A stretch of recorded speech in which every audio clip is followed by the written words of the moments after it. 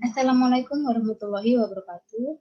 Perkenalkan, kami dari kelompok 8 akuntansi berbagi yang beranggotakan saya sendiri, Widya Permatasari, dengan nomor NIM 2003020081 dan teman-teman saya Ninis Dwi Febria Putri dengan nomor NIM 2003020095, Eka Novita Sari dengan nomor NIM 2003020102, dan yang terakhir adalah Lina Pratama dengan nomor NIM 2003022100. Di video ini kami akan mempresentasikan mengenai liabilitas jangka panjang bab wesel atau hutang wesel jangka panjang. Wesel bayar jangka panjang merupakan hutang wesel yang jangka waktu pelunasannya lebih dari satu periode. Dan perusahaan biasanya menerbitkan wesel bayar jangka panjang apabila membutuhkan dana dalam jumlah yang besar atau melakukan pembelian yang tidak bisa dibayar secara langsung tetapi melalui pembayaran angsuran. Wesel bayar jangka panjang dengan wesel bayar jangka pendek memiliki perbedaan. Perbedaannya terletak pada tanggal jatuh temponya. Bila mana wesel bayar jangka pendek merupakan wesel yang perusahaan akan membayar dalam 1 tahun atau dalam 1 siklus operasi, yang mana lebih lama. Sedangkan wesel bayar jangka panjang merupakan wesel yang serupa dengan obligasi, yang mana dalam hal ini keduanya memiliki tanggal jatuh tempo yang tetap dan memiliki suku bunga yang dinyatakan atau secara implisit. Wesel bayar jangka panjang memiliki substansi yang sama dengan obligasi, di mana keduanya memiliki tanggal jatuh tempo yang tetap dan suku bunga yang ditetapkan. Selain itu, perlakuan akuntansi wesel dan obligasi juga tidak jauh berbeda. Sama halnya dengan obligasi, wesel juga dinilai pada nilai sekarang dari arus kas, bunga, dan pokok di masa depan, dan perusahaan melakukan amortisasi diskonto atau premi selama umur wesel. Dan berikut adalah ilustrasi wesel diterbitkan pada nilai nominal. Coldwell INC menerbitkan wesel bayar senilai 100.000 US dollar pada selama 4 tahun dengan 10% pada nilai nominalnya kepada Flint Hills Bank pada tanggal 1 Januari 2011 dan menerima uang tunai sebesar 100.000 dolar. Wesel tersebut mensyaratkan pembayaran bunga tahunan setiap 31 Desember. Maka siapkan entry jurnal Coldwell untuk mencatat penerbitan wesel dan pembayaran bunga pada tanggal 31 Desember. Untuk entry jurnalnya adalah kas sebesar 100.000 US dollar pada debit, pada wesel bayar sebesar 100.000 US dollar di kredit. Dan untuk entry jurnal pada pembayaran bunga pada tanggal 31 Desember adalah beban bunga sebesar 10.000 US dollar di debit pada kas sebesar 10.000 US dollar pada kredit. Untuk mencari nilai beban bunganya adalah dapat dicari dengan menggunakan 100.000 US dollar dikali dengan 10% bunganya yang sudah ditentukan, yaitu dapat ditentukan bahwasanya beban bunganya adalah sebesar 10.000 US dollar. Kemudian adalah wesel tidak diterbitkan pada nilai nominal. Wesel tanpa bunga. Perusahaan penerbit mencatat perbedaan antara jumlah nominal dan nilai sekarang atau kas yang diterima sebagai diskonto dan mengamortisasi jumlah tersebut ke beban bunga selama umur wesel. Berikut adalah ilustrasi wesel tanpa bunga. Samsung Corporation menerbitkan wesel selama 4 tahun senilai 75.000 dolar tanpa bunga kepada Brown Company pada tanggal 1 Januari 2011 dan menerima kas sebesar 47.663.000 US dollar. Tingkat bunga implisit adalah 12%. Maka siapkan entry jurnal Simpson untuk penerbitan 1 Januari dan pengakuan bunga 31 Desember. Berikut adalah daftar amortisasi diskonto wesel. Pada tanggal 1 Januari 2011, jumlah yang tercatat wesel adalah sebesar 47.663 dan pada akhir tahun 2011, kas yang dibayarkan adalah sebesar 0, beban bunga yang dibebankan adalah sebesar 5.720, diskonto amortisasi sebesar 5.720, dan jumlah tercatat wesel adalah sebesar 53.383. Dan pada akhir tahun 2011, kas yang dibayarkan adalah sebesar 0, beban bunga yang dibebankan adalah sebesar 6.406, diskonto amortisasi sebesar 6.406, dan jumlah tercatat pada wesel sebesar 59.788. Dan pada akhir tahun 2013, kas yang dibayarkan adalah sebesar 0, beban bunga yang dibebankan adalah 7.175, diskonto amortisasi sebesar 7.175, dan jumlah tercatat wesel sebesar 66.963. Dan pada akhir tahun 2011, kas yang dibayarkan adalah sebesar 0, beban bunga yang dibebankan adalah sebesar 8.037, dan diskonto amortisasi adalah sebesar 8.037, dan yang terakhir adalah jumlah yang tercatat pada wesel adalah sebesar 75.000. Dan untuk melanjutkan dari soal sebelumnya, maka entry jurnal dari penerbitan pada tanggal 1 Januari yaitu kas sebesar 47.663 di debit pada wesel bayar sebesar 47.663 di kredit. Dan untuk entry jurnal pengakuan bunga pada tanggal 31 Desember yaitu beban bunga sebesar 5.720 di debit pada wesel bayar sebesar 5.720 di kredit. Berikut adalah ilustrasi dari wesel berbunga.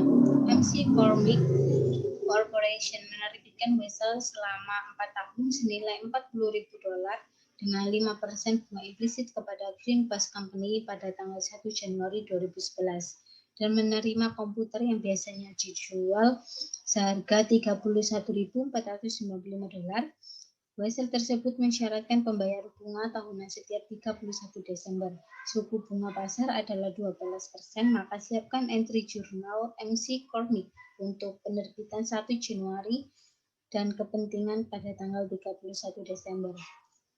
Dan berikut adalah daftar amortisasi diskonto wesel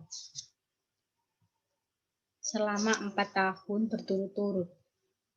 Amortisasi diskonto wesel selama 2 tahun, yaitu pada akhir tahun 2011 dan akhir tahun 2012. Dan pada tanggal 1 Januari 2011, jumlah yang tercatat di wesel adalah sebesar 31.495, dan pada akhir tahun 2011, kas yang dibayarkan adalah sebesar $2.000.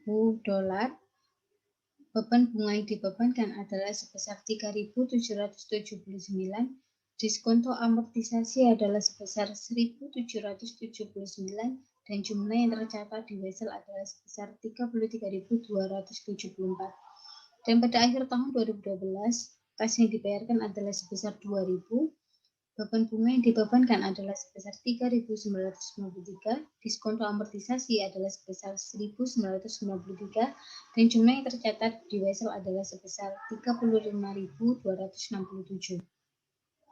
Maka untuk jurnal penerbitan pada tanggal 1 Januari adalah kas sebesar 31.495 di debit pada wesel bayar sebesar 31.455 di kredit.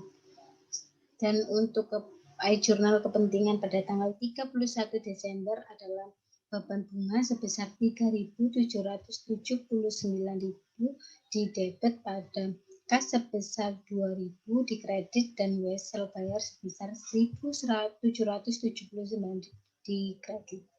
Dan untuk penjelasan selanjutnya akan dijelaskan oleh teman saya.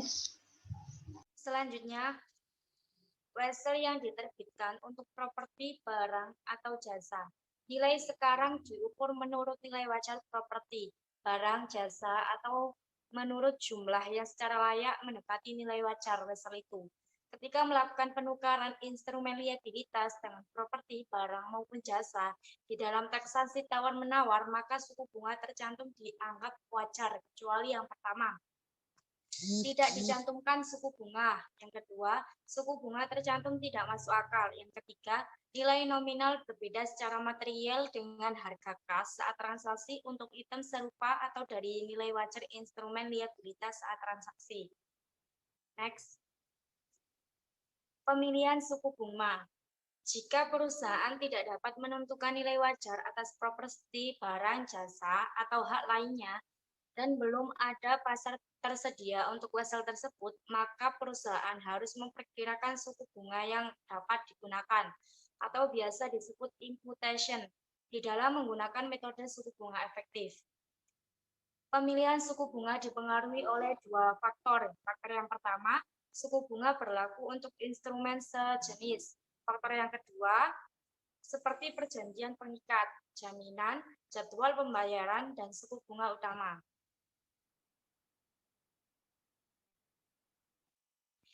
Inilah contoh dari diagram pertama, yaitu diagram waktu untuk wesel berbunga.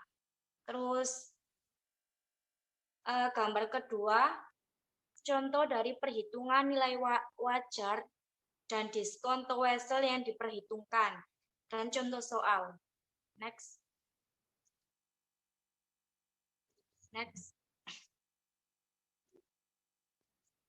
Situasi wesel bayar khusus. Wesel bayar hipotek. Wesel bayar hipotek adalah wesel promise yang dijadikan dengan satu dokumen yang disebut hipotek yang menggadaikan hak atau properti sebagai jaminan pinjaman. Pinjaman hipotek biasanya diambil jika dana yang diperlukan dapat dipinjam dari satu sumber, misalnya dengan mengambil pinjaman dari suatu bank tertentu. Peminjam biasanya menerima uang tunai sebesar jumlah nominal dari wesel hipotek. Dalam hal ini, jumlah nominal wesel adalah liabilitas yang sebenarnya dan tidak ada diskonto atau premi yang terlibat. Namun, ketika pemberi pinjaman menilai poin, jumlah total yang diterima peminjam mungkin lebih kecil daripada jumlah nominal wesel. Poin tersebut menaikkan suku bunga efektif di atas tingkat yang ditetapkan dalam wesel. 1 poin adalah 1% dari nilai nominal wesel.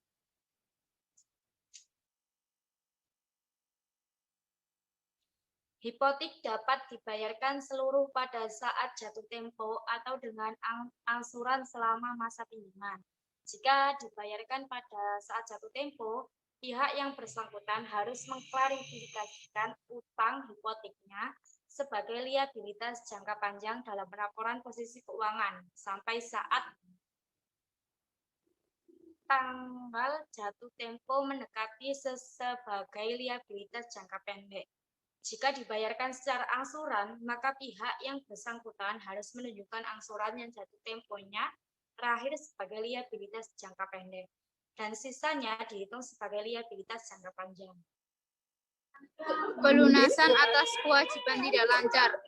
Tempo pelunasan sebelum jatuh, yaitu harga perolehan kembali lebih besar. Nilai buku bersih sama dengan rugi.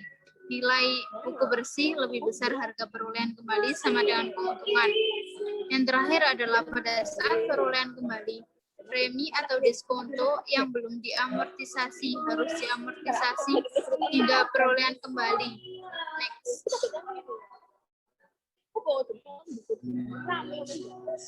Penghapusan hutang. Ilustrasinya adalah obligasi Evermaster diterbitkan pada harga diskon pada tanggal 1 Januari 2011. Obligasi ini akan jatuh tempo dalam 5 tahun. Obligasi memiliki nilai nominal yaitu 1.000 US dollar.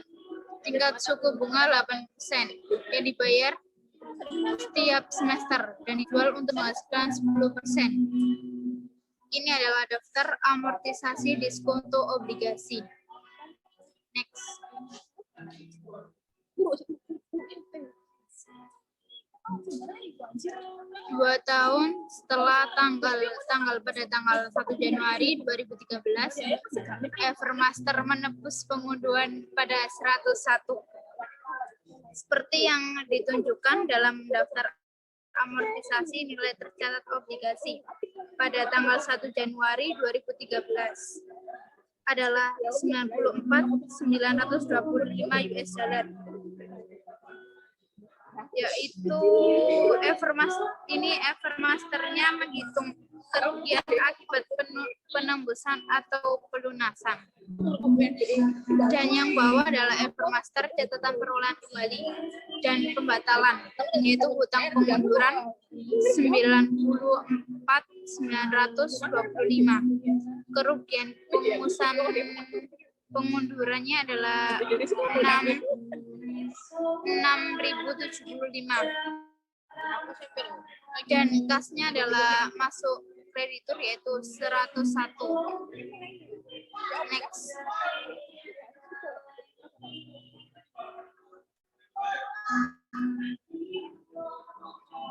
Penghapusan atas kewajiban tidak lancar, pelunasan dengan aset non tunai, yaitu kreditur harus memperhitungkan aset non tunai atau kepemilikan saham yang diterima sebesar nilai wajarnya, dan debitur keuntungan dari keuntungan selisih dari nilai tercatat atas hutang nilai wajar atau ekuitas dialihkan. Next.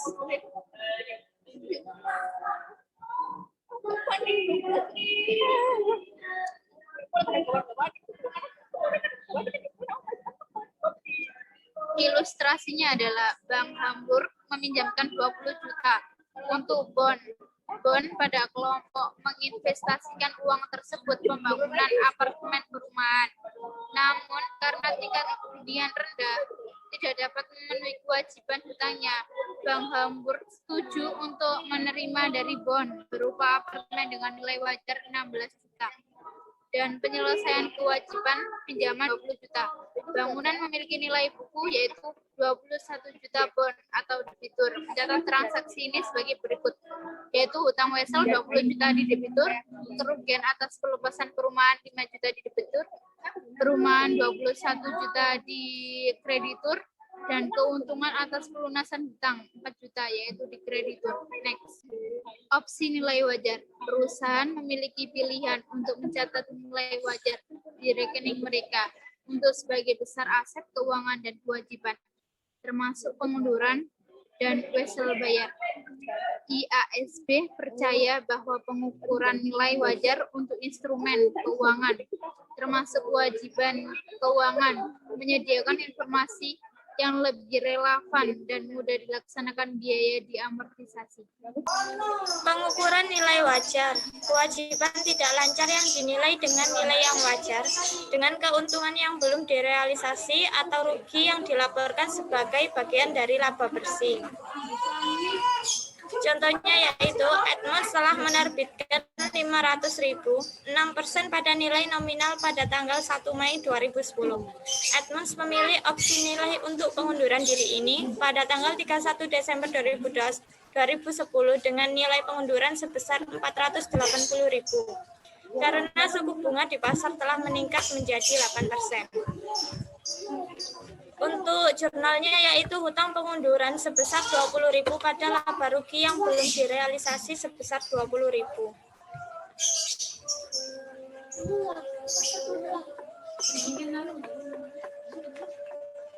Lanjut.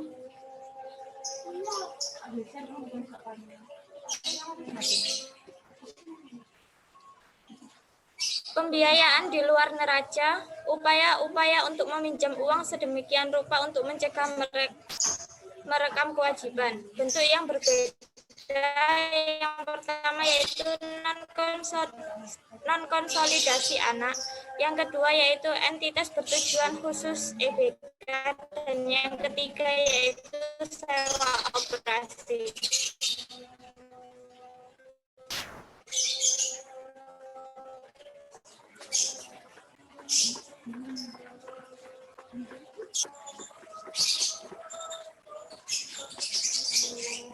Pengungkapan catatan umumnya menunjukkan sifat kewajiban, tanggal jatuh tempo, suku bunga, ketentuan panggilan hak konversi, dan pembatasan yang diberlakukan oleh kreditor, serta aset yang ditunjukkan atau dijaminkan sebagai jaminan. Nilai wajar hutang harus diungkapkan.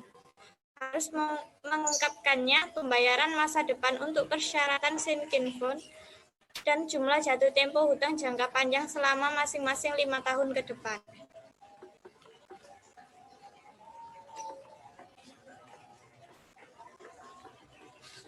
Analisis kewajiban tidak lancar.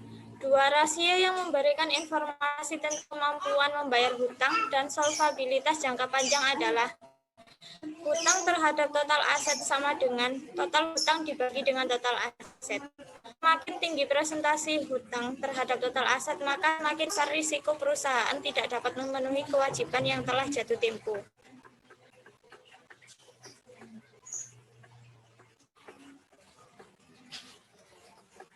Contohnya yaitu Novartis memiliki total kewajiban sebesar 27.862. Total aset sebesar 78.299 serta beban bunga 290 juta, pajak penghasilan 1.336 dan laba bersih sebesar 8.233. Kami menghitung hutang Novartis terhadap total aset dan kali rasio perolehan bunga seperti yang ditunjukkan.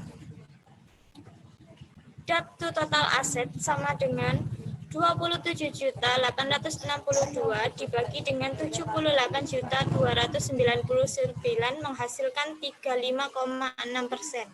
Sedangkan times interest earned sama dengan 8.233 plus 1.336 plus 290 juta dibagi dengan 290 juta sama dengan 34 times.